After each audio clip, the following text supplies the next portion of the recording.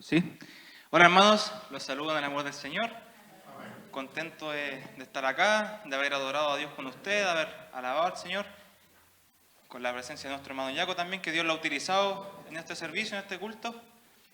Y saben que meditaba en estos días, desde que se me dijo que tenía que predicar, y pensaba en los propósitos de Dios para nuestras vidas.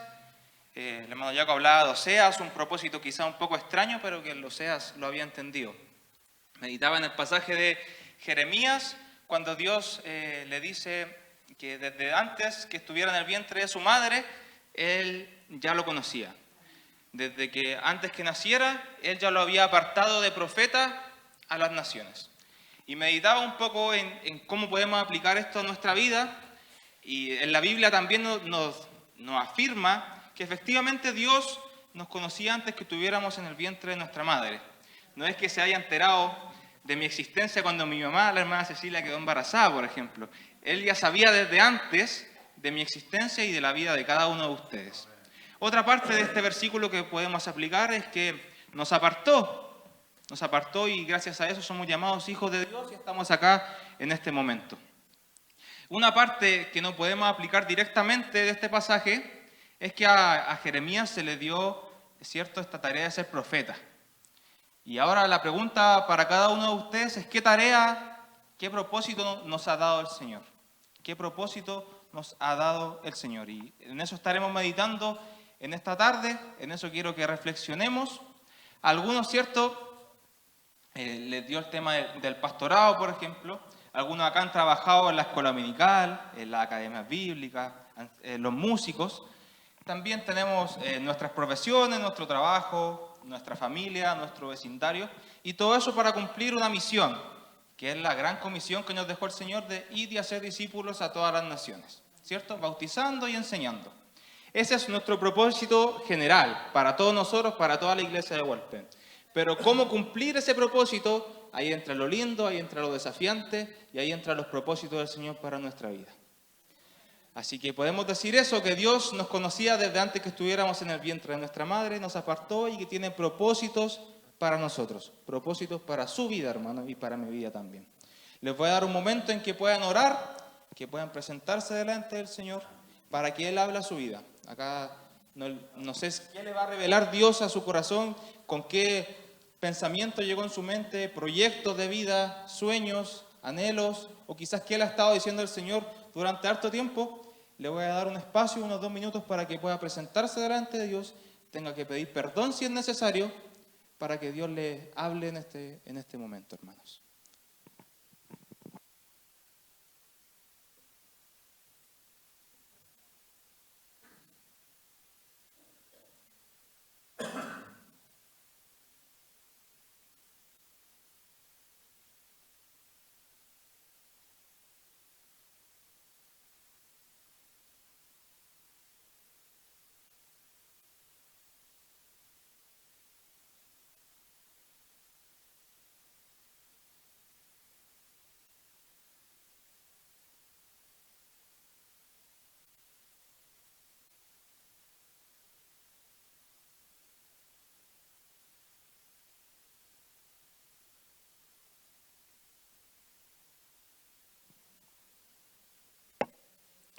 Padre Celestial, venimos delante de ti, te hemos alabado, te hemos adorado, te hemos pedido perdón, como veíamos en el resumen del libro de Oseas, Señor, por ser este pueblo que va y viene hacia ti, Señor, que te ama, pero que a la vez escapa de ti, Señor. Te pedimos perdón por eso y queremos que tú hables en nuestra vida, que tú nos muestres la palabra que tienes para nosotros el día de hoy, Señor. Pon en nosotros un corazón hambriento, un corazón sediento, unos oídos atentos a escuchar tu voz, Señor. Que por sobre todas las cosas tu nombre sea glorificado en este momento, Padre. En el nombre de tu Hijo Jesús, amén. Amén. Estaremos hablando de un personaje ahora cuya madre no podía quedar embarazada. Y ahora les voy a dejar el espacio para que ustedes me digan de qué personaje vamos a hablar. ¿Qué personaje hay en la Biblia, qué mujer hay en la Biblia que no podía quedar embarazada. Ana, Sara, no es. Ya parece que nadie está adivinando. Su esposo era Zacarías, Elizabeth. ¿Y a quién fue el primero en decirlo? ¿Lanto? Ya, papi, a Lanto. Había un premio para el que adivinara quién iba a ser. Lanto se ganó un chocolate.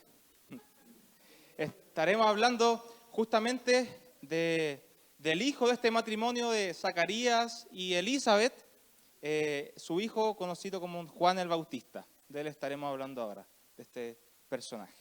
Los invito entonces a abrir sus Biblias en el libro de Lucas, capítulo 1, versículos 5 al 25.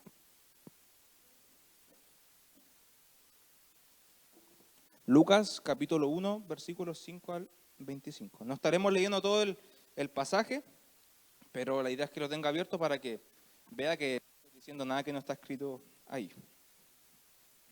Los primeros versículos de este capítulo de Lucas, ¿cierto? Capítulo 1, del 5 al 10 más o menos, nos dicen quién eran específicamente Elizabeth y Zacarías. De Zacarías se nos dice que era encargado del santuario, era sacerdote. De Elizabeth se nos dice que era descendiente de Aarón y también venía de descendencia sacerdotal. Es decir, ambos padres de Juan el Bautista tenían algo que ver con el tema del sacerdocio. Ambos tenían que ver con el tema del sacerdocio. Lucas también nos agrega unos detalles. Este matrimonio era hallado justo a los ojos de Dios. Era hallado justo a los ojos de Dios. Y eran muy cuidadosos en el tema de cuidar la ley, el tema de los mandamientos del Señor.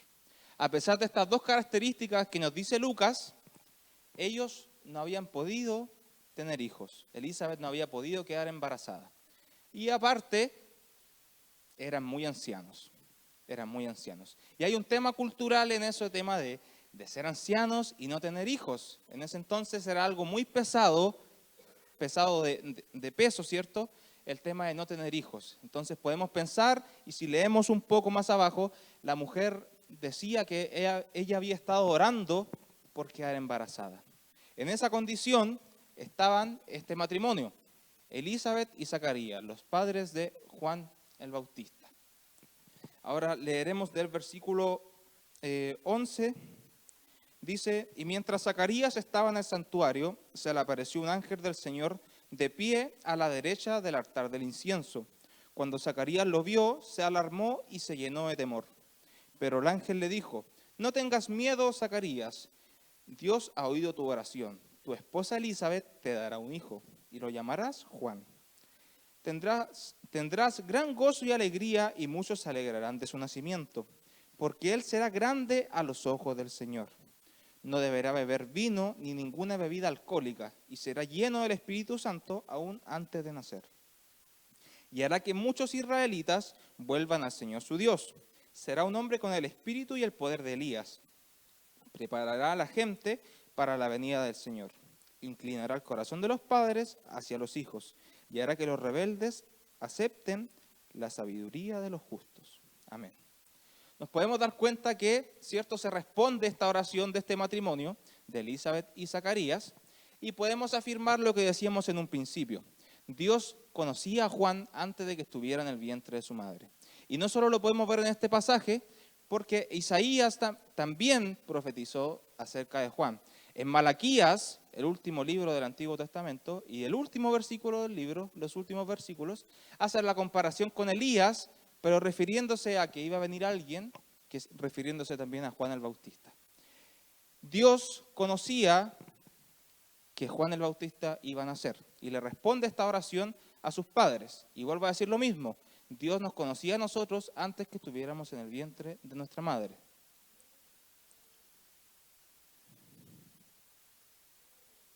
Al leer esto, ¿cierto? Ver esta conversación que tuvo este ángel enviado por Dios con Zacarías. Zacarías estaba trabajando en el santuario. Podemos ver que incluso a pesar de que Dios no haya respondido su oración, él estaba sirviéndole al Señor, que es un ejemplo también para nosotros. el ángel, ¿cierto?, enviado de parte de Dios, le dice a Zacarías ciertas características de este niño que iba a tener.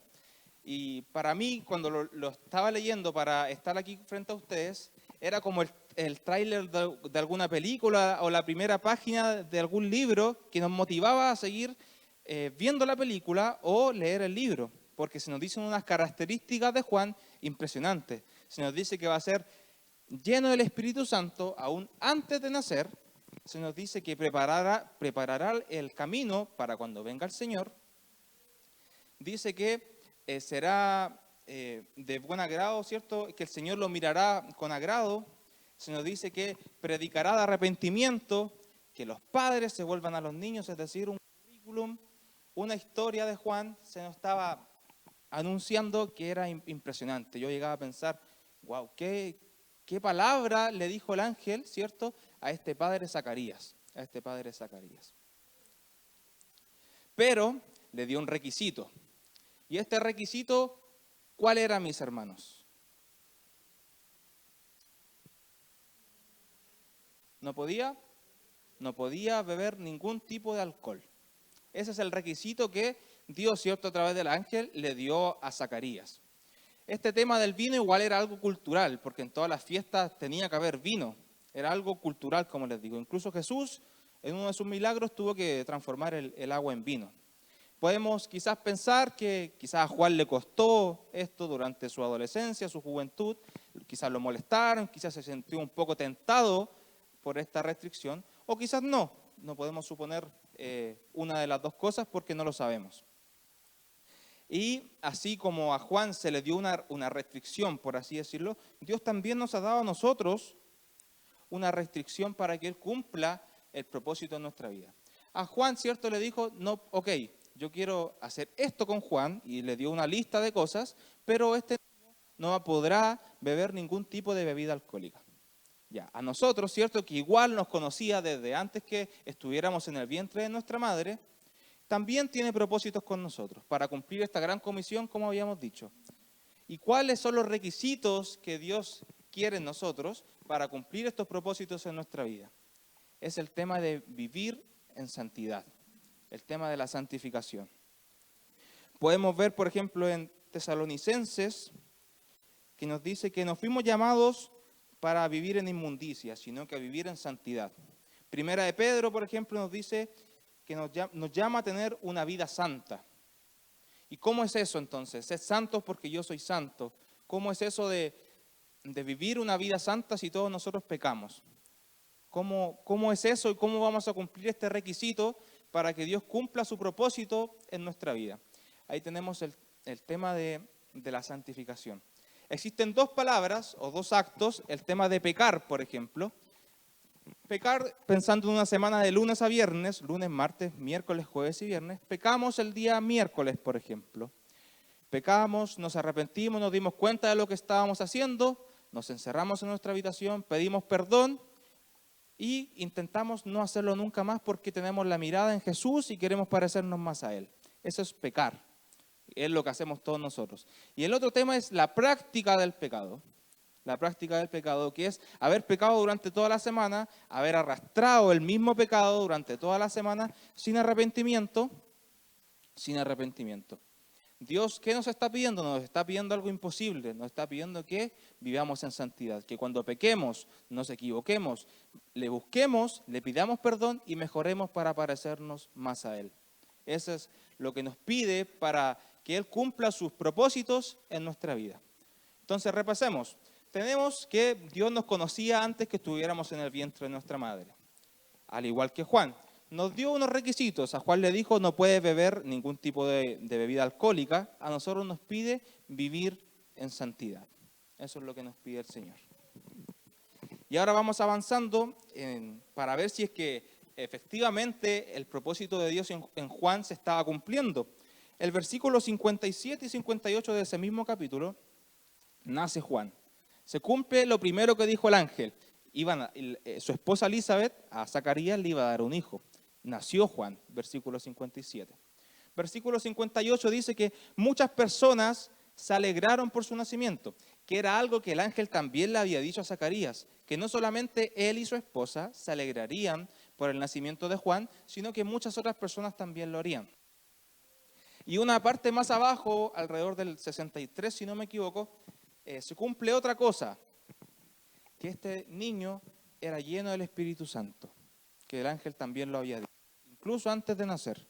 Porque la gente que estaba presenciando todo este tema de Juan, de su nacimiento, se llegó a preguntar, ¿quién será este Juan? ¿Quién llegará a ser este Juan? Y la palabra dice, porque se notaba que el Señor estaba con él. Tiene que haber sido algo muy, muy notorio para que la gente haya llegado a decir, ¿qué será de este Juan? ¿Qué será de este Juan? ¿Quién llegará a ser este Juan que se le prometió a sus padres, cierto? Vamos avanzando en el capítulo, llegamos a Lucas capítulo 3, versículo 3 también. Acá, hasta este pasaje, viéndolo con los otros evangelios, no se nos habla nada más acerca de la niñez de Juan, o a su adolescencia, o a su juventud, nos saltamos directamente a su ministerio. Tenemos que parte de la promesa que Dios hizo a través del ángel se cumplió. Juan nació, se alegraron muchas personas por su nacimiento, y era lleno del Espíritu Santo. Ahora tenemos Lucas 3:3, entonces Juan fue de un lugar a otro por ambos lados del río Jordán, predicando que la gente debía ser bautizada para demostrar que se había arrepentido de sus pecados y vuelto a Dios para ser perdonada. Juan efectivamente estaba cumpliendo lo que el ángel había dicho, estaba predicando de arrepentimiento. Y en otras palabras, también estaba preparando el camino para cuando Jesús venga, cuando Jesús viniera a comenzar a su ministerio. Por ejemplo, en Marcos 1:7 se le acercan unas personas y Juan empieza a decir que va a venir alguien que es superior a él, superior a él. Y tan superior a mí, hablando como Juan, ¿cierto?, que no soy ni siquiera digno de agacharme como un esclavo a desabrocharle sus sandalias. Esto era lo que estaba diciendo Juan, era parte de su ministerio también. Eso dijo. Y también otras personas se acercaron a preguntarle por qué esto estaba causando igual quizá incertidumbre, porque estaba predicando de arrepentimiento. Los otros evangelios nos dicen que estaba predicando en el desierto, que su ropa era un poco extraña, que su alimentación también era un poco extraña. Entonces claramente causaba inquietud. Y le preguntaron a Juan, fueron donde él y le dijeron, ¿eres tú Elías, por ejemplo? Él dijo que no, no era Elías. ¿Eres tú el profeta que estamos esperando? Refiriéndose a Jesús, él dijo que no, no era él. ¿Eres tú entonces el Mesías? Tampoco dijo, si no me equivoco, sí. No me acuerdo de esa pregunta, sí. No, yo no soy el Mesías, dijo. Entonces estas personas, a ver que Juan no le estaba respondiendo, le preguntaron, oye, entonces tú, ¿quién eres? ¿Qué dices de ti mismo? ¿Qué dices de ti mismo? Y Juan responde diciendo, soy una voz en el desierto. Soy una voz en el desierto. Tenemos que Dios nos conocía desde antes que estuviéramos en el vientre de nuestra madre. Tenía propósitos con nosotros y para que esos propósitos se cumplan nos pide vivir en santidad. Y ahora una cuarta cosa, nos pide la humildad de Juan. Juan sabía quién era Dios y quién era él. ¿Quién era él? Una voz que clama en el desierto. Dios es Dios y Juan era Juan, que ni siquiera se encontraba digno de bajarse a la condición de esclavo a desabrocharle su sandalia. Juan, cuando le hicieron esta pregunta de quién eres, podría haber respondido todo lo que el ángel le dijo a sus padres. No, yo soy Juan, mis papás no podían tener hijos, así que Dios envió un ángel a hablar con mi padre y le dijo que yo me tenía que llamar Juan, que iba a ser un hombre lleno del Espíritu Santo, que iba a preparar el camino para el Mesías, que iba a hacer que gente se arrepintiera y se volviera contra Dios. Aparte, el profeta Isaías había hablado de mí, el profeta Malaquías había hablado de mí. Eso soy yo, soy Juan el Bautista. Pero él, ¿cómo responde? Soy una voz que clama en el desierto. Él sabía quién era Dios y quién era él. Y es algo que Dios nos pide a nosotros también. Juan no estaba interesado y no le importó que la gente lo visitara, por ejemplo. No le importó que después de esa conversación la gente quizás lo invitara a tomar once, a almorzar, porque claro, era Juan el Bautista. No le importó que una multitud entera lo aplaudiera, por ejemplo. No le importó sentarse cuando esté en el cielo a la diestra del Señor. Por ejemplo, después sus discípulos le decían eso a Dios. No le importó eso. Le importó lo que Dios decía de él, porque él era una voz que clama en el desierto. Dios es Dios y Juan era Juan. Y es algo que también tenemos que aplicar a nuestra vida. Algo que también tenemos que aplicar a nuestra vida. Entender quién es Dios y quiénes somos nosotros. Que Dios puede hacer cualquier cosa y nosotros nos sujetamos a su voluntad. Nos sujetamos a su voluntad. No quiere, ¿cierto?, un servicio para aparentar. No quiere que vengamos solamente al domingo para que los hermanos no se preocupen de que nos estamos yendo, por ejemplo. No estamos aquí en la iglesia, hermanos, para aparentar. No estamos para ser vistos, no estamos para ser premiados. Estamos para conocer más al Señor. Y eso es algo que había entendido Juan y que entendió Juan, porque él ni siquiera se encontraba digno de desabrocharle la sandalia a su maestro. Porque era una voz en el desierto. Una voz en el desierto. Después Jesús se refiere a Juan también. Destaca su trabajo, que no va a haber ningún hombre más grande que él acá en la tierra, pero que en el cielo hasta el menor va a ser más grande que Juan. Wow, haciendo una gran comparación, ¿cierto? Y un gran desafío para nosotros de que no existe esto de que alguno sea mejor que otro, porque allá arriba, hermanos, vamos a estar todos. Vamos a estar todos. Más adelante, Juan muere.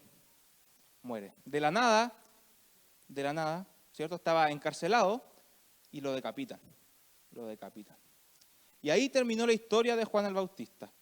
Un hombre que podemos ver que podría haber tenido una vida gigante para adelante, que podría haber sido una mano derecha de Jesús impresionante, murió decapitado.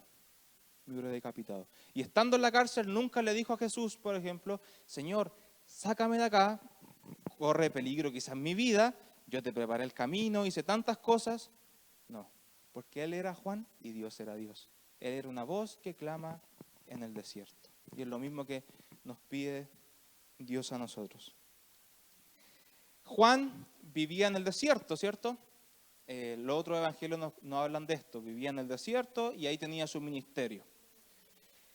¿Qué simboliza quizás el desierto? El tema del pueblo de Israel que estuvo tantos años dando vueltas, ¿cierto? Y Dios trabajó con ellos en el desierto. Dios trabajó entonces con Juan en este desierto, dependiendo totalmente de él, porque él comía langostas y miel silvestre. Se alejó de todo lo que podía existir en una ciudad, se alejó para vivir en el desierto. Ya no había más distracciones, estaba Dios con él tratando con su vida. Y también es necesario que nosotros tengamos desiertos en nuestra vida, que tengamos experiencias, situaciones en las que Dios va a trabajar con nosotros, con nuestro carácter, con nuestro espíritu, con nuestras ganas de servirle. Van a haber momentos en los que el Señor nos va a moldear por otro lado. Tiene más estrellas. Jeremías incluso lo dice, y Dios habla, refiriéndose a Israel, que el pueblo de Israel es como un barro, ¿cierto? Y Él lo puede moldear como Él quiere. Jeremías 18 lo estoy parafraseando. Lo mismo hace con nosotros en estos periodos de desierto. Nos transforma, nos moldea, y si que no ve que nos estamos yendo para otro lado, desarma y lo empieza a hacer de nuevo. ¿Para qué? Para que nosotros resultemos como Él quiere que seamos, bajo sus propósitos. Hemos visto que Dios nos conoce desde antes que estuviéramos en el vientre de nuestra madre. Tiene propósitos con nosotros para cumplir esta gran comisión que es el llamado que nos hizo a todos nosotros, no solamente a los discípulos y a los apóstoles en ese entonces, sino que a todos nosotros. Y para cumplir esos propósitos nos pide que vivamos en santidad. Nos pide que vivamos en santidad. Nos pide la humildad de Juan, saber que Él es Dios y nosotros somos nosotros. Él es Dios y yo soy Lucas, una voz que está hablando frente a ustedes. Esos somos nosotros. Nos pide que entendamos que tendremos desiertos en nuestra vida en los que va a trabajar nuestro carácter, nuestro espíritu, nuestras ganas de servirle. Quizás sí, le estamos sirviendo, pero Él quiere que lo hagamos de otra manera. En esos desiertos el Señor va a trabajar con nosotros, así como trabajó con Juan. Y podemos ver llegar a pensar que esto es una tarea imposible. ¿Cómo vamos a llegar a ser alguien como Juan, por ejemplo? ¿Cierto? Que hizo grandes cosas, lleno del Espíritu Santo, pero que no se nos escape un detalle importante, es que Juan era un hombre, tal cual como nosotros. No estamos hablando de Jesús acá, estamos hablando de Juan. Estamos hablando de Juan el Bautista, un hombre como cada uno de nosotros. Entonces, hermanos, lo que nos pide el Señor es posible. Es posible que Él cumpla su propósito en nuestra vida. Lo cumplió con Juan y lo quiere cumplir en su vida, hermano. Y lo quiere cumplir en su vida. Los voy a invitar a cerrar sus ojos, hermanos, para que oremos a nuestro Señor.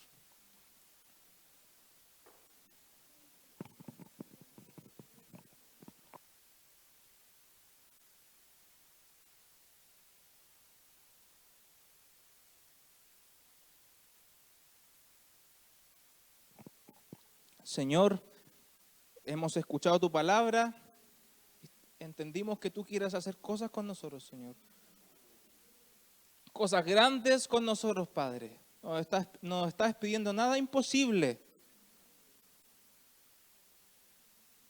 Y queremos hacerlo, Señor. Queremos cumplir los propósitos que tú tienes en nuestra vida. Queremos aceptar tus correcciones en el desierto. Queremos pedirte perdón cuando pequemos. Queremos aprender a vivir en santidad y que tú vayas revelando a nuestra vida lo que quieres hacer con cada uno de nosotros, Señor.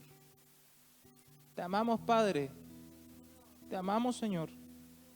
Tenemos una misión, hermanos, muy similar a la de Juan el Bautista. Juan el Bautista preparó el camino para el ministerio de Jesús. Nosotros preparamos el camino para cuando Jesús venga a buscar a su iglesia. Y queremos, Señor, que nos encuentres cuando vengas, nos encuentres trabajando, Señor, y nos digas, bien siervo fiel, buen siervo fiel. Gracias, Señor, por hablar a nuestra vida. Gracias, Señor, por hablar a nuestra vida.